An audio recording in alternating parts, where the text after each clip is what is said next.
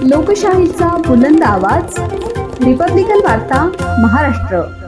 पैठण येथे ऊसाचे पैसे घेण्यासाठी घरी गेलेल्या राहुल सोमनाथ काबळे व 31 वर्ष व्यवसाय व्यापार राहणार कांचनवाडी तालुका जिल्हा छत्रपती संभाजीनगर या शेतकऱ्याला शिवीगाळ करून लाथाबुक्क्यानं डोक्यात लाकडी दांड्यानं मारहाण करून जीवे मारण्याची धमकी दिल्याप्रकरणी संत एकनाथ सहकारी साखर कारखाना सध्याचे नाव सचिन घायाळ शुगर मिलचे चेअरमन तथा शिवसेना उभाटा ठाकरे गट उपनेते सचिन विक्रम घायाळ, 2 अमोल सुदाम घायाळ, सुनील सुदाम घायाळ, रवींद्र हरिश्चंद्र थोटे सर्व राहणार पैठण तालुका पैठण छत्रपती संभाजीनगर यांच्या विरुद्ध पैठण पोलीस ठाण्यात गुन्हा दाखल करण्यात आला आहे।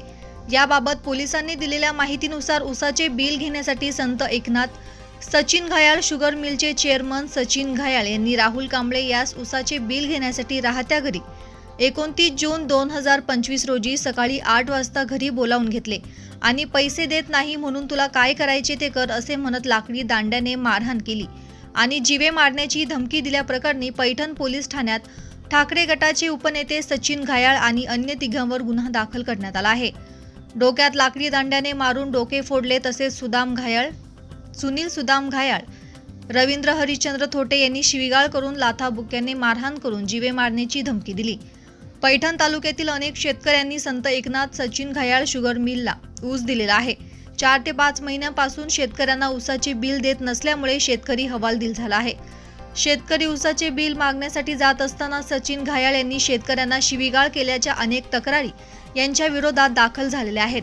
शेतकऱ्यांना एका दैनिकाच्या पत्रकारालाही महिन्यांपूर्वी धमकी दिल्याप्रकरणी पोलीस ठाण्यात तक्रार दाखल करण्यात आली होती।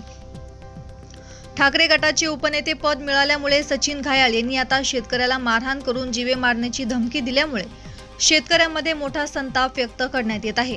अशा नेत्यांची शिवसेना उद्धव बाळासाहेब ठाकरे गट पक्षातून हकालपट्टी करण्यात यावी अशी मागणी शेतकरी संघटनेचे जिल्हाध्यक्ष माऊली मुळे यांनी केली आहे।